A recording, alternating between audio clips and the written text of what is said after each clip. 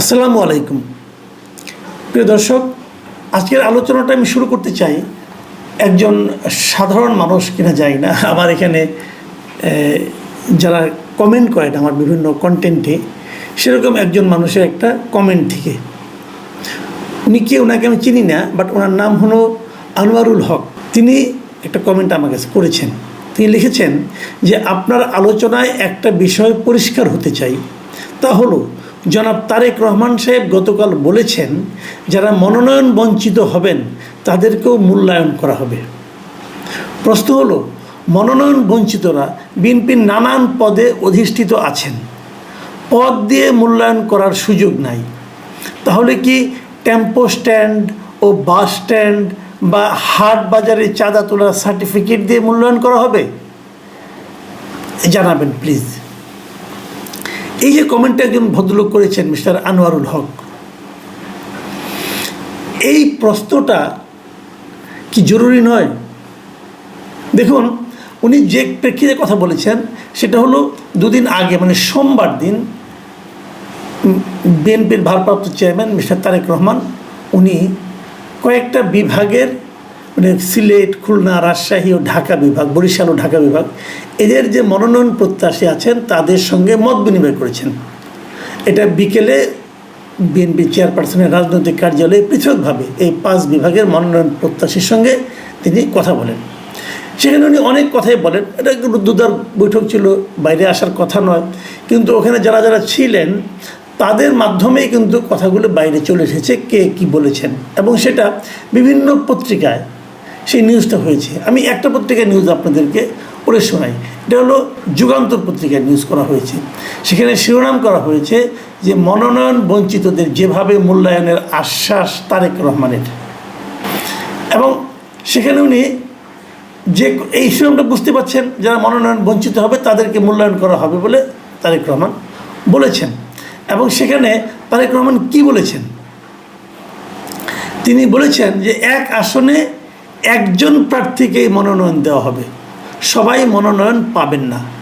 যারা মনোনয়ন পাবেন না তাদের দল বিভিন্নভাবে পুরস্কৃত করবে। এই কথাটা তিনি বলেছেন বলে আমরা বিভিন্ন পত্রপত্রিকা দেখেছি। দুদিন আগের ঘটনা, আজকে বুধবার, সোমবারের ঘটনা। তো এর মধ্যে বিএনপির পক্ষ থেকেও কিন্তু কেউ কিছু বলেননি যে তারেক রহমান এই ধরনের কথা বলেননি, তার মানে বলেছেন। এবং এই জন্যই মিস্টার আনোয়ারুল হক উনি যে প্রশ্নটা করেছেন, এই কারণে প্রশ্নটা আমি মনে করি যে উনি সঠিক তথ্যের উপর ভিত্তি করে প্রশ্নটা করেছেন। তো প্রশ্ন উনি করেছেন, উত্তর তো পাওয়া দরকার, উত্তরটা কে দেবে? আসলে এটা নিয়ে আমি একটু কথা বলতে চাই। সেটা হলো যে একজন রাজনীতিবিদ যিনি রাজনীতি করেন, দল হয়ে দলের একটা আদর্শের জন্য রাজনীতি করেন, তার আসলে প্রকৃত পুরস্কারটা কি? উনি এমপি হলেন, এটা কি পুরস্কার? এমপি হওয়াটা কি একটা লাভজনক কাজ? একজন এমপি মানে যিনি সংসদ সদস্য, তার বেতন কত? তার বেতন কি 5 লাখ, 2 লাখ? তাও না, তার বেতন আরও কম। তাহলে এই বেতনটা বর্তমান বাজারে তেমন কিছু না। একজন ব্যাংক কর্মকর্তাও এর চেয়ে অনেক বেশি বেতন পান। তাহলে এটার জন্য এত ধরপাকড় কেন, এত ধরাধরি কেন, এবং একটা আসলে 10 জন প্রার্থী হচ্ছেন কেন? তাহলে এমপি হলে কি হয়? আমরা গত 15 বছর দেখেছি আওয়ামী লীগের এমপি যারা ছিলেন, তারা মানে এমপি হওয়া মানে একটা এলাকার জমিদার হয়ে যাওয়া। ওই এলাকার সমস্ত কাজ টাজ তার মাধ্যমে হয়, এবং সে যেভাবে বলে সেভাবে হয়। সে মোটামুটি যা বলবে রাজা আর কি। এখন প্রশ্ন হলো, যদি উন্নয়ন কাজটা তার মাধ্যমে হয় তাহলে তার অর্থনৈতিক লাভটা কোথায়? আপনারা ভাবেন, আপনাকে একটা সেতু তৈরির কাজ তদারকি করতে দেওয়া হলো, তো আপনারা তদারকি করবেন, কারণ আপনি দেখবেন যে কন্ট্রাক্টর এখান থেকে যে মাল দেওয়ার কথা সেটা দিচ্ছে কিনা, কেউ চুরি করছে কিনা, এই প্রজেক্টটা করার সময় ইঞ্জিনিয়ার কোনো চুরি করেছে কিনা, অথবা ইঞ্জিনিয়ার এবং ঠিকাদারের মধ্যে কোনো অনৈতিক লেনদেন হচ্ছে কিনা, আপনি তো এগুলোই দেখবেন। এমপি সাহেব তো এটাই করবেন। তো উনি যদি এই কাজটা করেন, যদিও ওনার এটা কাজ কিনা আমি জানি না, মনে হয় ওনার কাজ না, তবে এগুলো হয় ওনাদের মাধ্যমে। ধরা যাক হয়, যদি হয় তাহলে এখানে ওনার অর্থনৈতিক লাভটা কোথায়? আপনি আপনাকে ওই আসনে বসিয়ে ভাবুন, আপনার কী লাভ? আপনি তদারকি করবেন, তো তদারকির মধ্যে লাভটা কোথায়? আপনাকে তো কোনো পারিশ্রমিক দেওয়া হবে না। তার মানে আপনি ওখানে বড় চুরিটা করবেন। ওই সেতু নির্মাণের যে চুরিটা হবে, চুরি যে ভাগ বাটোয়ারা হবে, সবচেয়ে বড় ভাগটা আসবে আপনার কাছে। এটাই হলো লাভ। আপনি ক্ষমতা প্রয়োগ করবেন, এটাই হলো লাভ। তাহলে এখানে বিভিন্নভাবে পুরস্কৃত করার অর্থটা কি? অর্থটা কোথায় আমি বলি আপনাকে। যিনি এমপি হন তিনি কিন্তু তার নিজের ভাই, ভাতিজা, ভাইগনা যারা আছেন এদেরকে বিভিন্ন কাজকর্মে ওনার লোকাল এজেন্ট হিসেবে নিয়োগ করেন। এমপির ভাইগনা, তার পাওয়ারই আলাদা।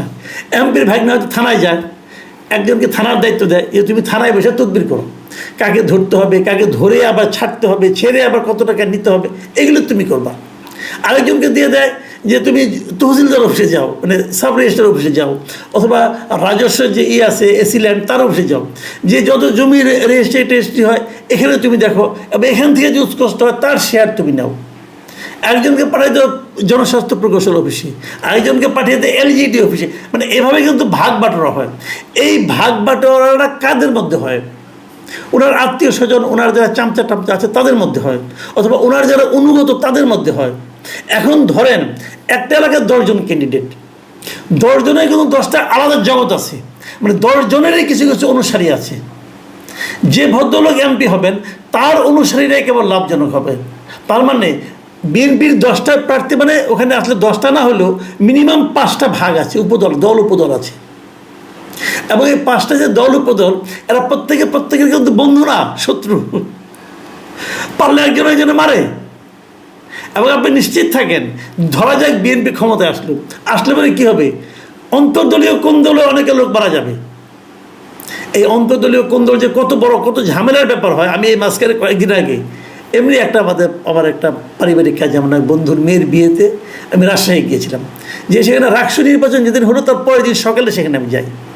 সেখানে যে আমি মানে উৎসাহ নিয়ে, কৌতূহল নিয়ে আমি রাজশাহী ইউনিভার্সিটিতে স্টুডেন্টদের সঙ্গে আলাপ করি, এবং সব মিলিয়ে আমার যেটা অবজারভেশন হয়, ওখানে যে জাতীয়তাবাদী ছাত্রদল এত খারাপ রেজাল্ট করছে, এত খারাপ, ভয়ঙ্কর খারাপ, তার মূল কারণ হলো, একজন আমাকে বললো ওদের নাকি এই ছাত্রদলের নাকি ওখানে 13টা গ্রুপ। ধরলাম 13টা না, হয়তো বাড়াইয়ে বলছি, ধরলাম, কিন্তু মিনিমাম 5টা গ্রুপ যে আছে তাতে কোনো সন্দেহ নাই। এখন এক গ্রুপ চায় না আরেক গ্রুপকে যাতে নাকি সুবিধা করে সেটা করতে দিতে চায় না। আমি পারবো না, কিন্তু ওকেও হতে দেবো না। এই মানসিকতাটা কিন্তু আছে। এখন এই মানসিকতা যদি নির্বাচনের সময় থাকে তাহলে ভয়ঙ্কর। এখন দেখেন তারেক রহমান যিনি দলের প্রধান আর কি এই মুহূর্তে, ওনার ওই যে বিপদ, ওনার বিপদটা কোথায়? উনি এদেরকে, বাকি যাদেরকে, এরা কি নীতি কথা শুনবে? আর ওনাদেরকে কী বলে সান্ত্বনা দেবেন উনি? এখন সান্ত্বনা দেওয়ার একটা পদ্ধতি পাইছেন যে আপনারা যিনি ইলেকশন করবেন তার পক্ষে থাকেন, তার জন্য খাটেন। প্রথমে এলাকে ধমক দিতে পারে, যদি না খাটেন, যদি অন্য কিছু করেন তাহলে দল থেকে বের করে দেবো, একে ধমক। এই ধমকের আবার বিপদ আছে। বিপদটা কোথায় সেটাও বলি। ধরা যাক রহিম সাহেব নমিনেশন পাইলেন, করিম সাহেব পাইলেন না, কিন্তু রহিম করিমের মধ্যে কিন্তু অনেক দিন ধরে দ্বন্দ্ব চলছে, দুজনের 2 গ্রুপ। হয়তো দেখা যাবে যে ওইখান থেকে শুরু করে একদম কেন্দ্র পর্যন্ত তার একজন ভাই আছে, আবার তার আরেকজন ভাই আছে, কিন্তু কেন্দ্রেও 2 জনের ভাগ আছে। এখন রহিম সাহেব নমিনেশন পেয়েছেন, করিম সাহেব তার জন্য ভাবলেন দলীয় নির্দেশ আমি খাটি, উনি যান প্রাণ দিয়ে খাটলেন। কিন্তু নির্বাচনের পরে যদি রহিম সাহেব হেরে যান, তখন রহিম সাহেব কিন্তু কেন্দ্রের কাছে বলবেন যে করিম আমার বিরুদ্ধে ষড়যন্ত্র করছে, করিমের ভোট তো আমি পাই নাই, সে অন্যদেরকে না করছে যাতে নাকি আমি জিততে না পারি। তাহলে কি হলো? করিম ভাববে এত খাটলাম জান প্রাণ দিয়ে, তারপরেও আমার বদনামটাই হলো, দল হয়তো করিমকে বহিষ্কার করে দিল। এটা হয় কেন সেটা বলি। এটা হলো যদি কেন্দ্রের সঙ্গে মাঠ পর্যায়ের কোনো নীতিগত বন্ডিং না থাকে, তখন এগুলি হয়।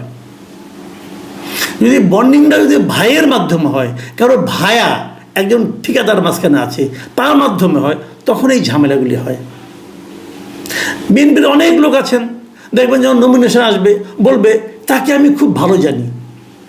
মানে কি, এখন একজন মনে করেন একটু এলাকার আসনে সে ক্যান্ডিডেট, সে তো এসে এখানে মহাসচিবের সঙ্গে সবসময় হাত কচলাতে থাকবে। সে তো এসে যুগ্ম মহাসচিব, সিনিয়র যুগ্ম মহাসচিবের সামনে এমনভাবে হাত কচলাবে যে তার চেয়ে অনুগত আর কেউ নাই। কিন্তু সে এলাকায় কেমন এটা কিন্তু উনি দেখবেন না। উনি দেখবেন যে আমার সামনে কে কতটুকু হাত কচলায়, আমি কাকে পার্সোনালি আমার। এখন আপনি যেটা দেখেন ওটা কিন্তু তার আসল চেহারা না। আসল চেহারা চিনে ওই গ্রামের লোক, ওই উপজেলার লোক, তাদের কাছ থেকে ইনফরমেশন নেন। তা তো করবেন না আপনারা। মহাসচিবের হয়তো দেখা যাবে ওরা 10টা কোটা, সিনিয়র যুগ্ম মহাসচিবের 20টা কোটা, এক নেতার এক একজন কোটা, এই কোটাগুলি তারা তাদের বলবেন হ্যাঁ একে আমি চিনি, এ খুব ভালো মানুষ। হ্যাঁ, এখন আপনি যাবেনটা কোথায়? এখন যে কথাটা তারেক রহমান সাহেব বলেছেন, দলের নেতা হিসেবে ওনার আসলে এটা ছাড়া আর কোনো বলার নাই, উপায় নাই, উনি কী বলবেন? কাজে ওই এক পর্যায়ে যে ওনাকে কিন্তু সান্ত্বনা দেওয়া হোক, লোভ দেওয়া হোক, এটা কিন্তু ওনাকে করতেই হয়। কারণ উনি এমন একটা পলিটিক্স করেন, এমন একটা দেশে পলিটিক্স করেন যেখানে এইগুলিই স্বাভাবিক। যিনি নির্বাচিত হবেন তিনিও একটা লাভ পাবেন, এমপি হওয়া কি লাভজনক পদ, কিন্তু একজন লোক যখন এমপি হয় তার পরবর্তী 3 জেনারেশনে আর কিছু করতে হয় না। এই যে এমপির যে কাজ, এটাকে যদি আপনি চেঞ্জ করতে পারেন, আপনি যদি এমন বলতে পারেন যে না এমপি যে হবে সে এলাকার কোনো উন্নয়ন কাজ করবে না, এলাকার উন্নয়ন কাজ যা আছে সব করবে উপজেলা চেয়ারম্যান, এমপির কাজ হবে কেবল আইন প্রণয়ন, উনি সংসদে বসবেন, আইন প্রণয়ন করবেন। কালকে এটা বলে দেন, দেখবেন পরশু থেকে কেউ এমপি হতে যাবে না, সবাই বলবে যে আমি উপজেলা চেয়ারম্যান হবো। কারণ যেখানে কাজ, যেখানে টাকা, যেখানে উৎকোচ, যেখানে নাকি 2 নম্বরই অর্থ, প্রভাব প্রতিপত্তি, সবাই সেটাই হতে চায়, কারণ ওইটা করে নগদ টাকা পাওয়া যায়। আমি মাঝখানে একজন বলেছিলাম যারা এমপি হতে চায় তারা সব 2 নম্বরই করার জন্য হতে চায়। বিরাট বিতর্ক হয়েছিল যে আপনি বেশি বুঝেন। ভাই আমি বেশি বুঝি না, কিন্তু আমি যতটুকু বুঝি নিজের জীবন দিয়েই বুঝি। গত 30-35 বছর ধরে এটাই দেখতেছি। তারেক রহমান যদি এখান থেকে ভিন্ন কিছু করতে পারেন শেষ পর্যন্ত, আমি জানি না উনি কী করতে পারবেন, উনি তো ক্ষমতায় আসেন নাই, ওনাকে আমরা পরীক্ষা করেও দেখতে পাইনি। আমি পরীক্ষা করার আগ্রহ নিয়ে বসে আছি যে উনি কী করেন আমরা দেখতে চাই। তবে এই যে কথাটা বলেছেন এটা উনি গড্ডালিকা প্রবাহে গা ভাসিয়েছেন। অবশ্য এছাড়া ওনার আর তেমন কিছু করারও ছিল না, উনি অন্য কথা বললে ঐক্যটা ধরে রাখতে পারতেন না। আমার মনে হয় মিস্টার আনোয়ারুল হক, আপনি ব্যাপারটা, আপনি প্রশ্নটা আপনি যে যখন করেছেন তখন আপনিও জানেন উত্তরটা কী। আমি সেটা নিয়ে আলোচনা করলাম। আমি মনে করি তারেক রহমান সাহেব নিজেও এই জিনিসটা উপলব্ধি করতে পারবেন যে মানুষ আসলে এই আমাদের এমপিদের নিয়ে কী ভাবছে, আগামী নির্বাচন নিয়ে কী ভাবছে, কী ধরনের লোককে তারা নির্বাচিত অবস্থায় দেখতে চায়। এইভাবে যদি আপনি এখন থেকে সতর্ক হন, আমার মনে হয় এটা আগামীতে আমাদের জন্য ভালো হবে। প্রিয় দর্শক, এখন এই পর্যন্তই। আল্লাহ হাফেজ।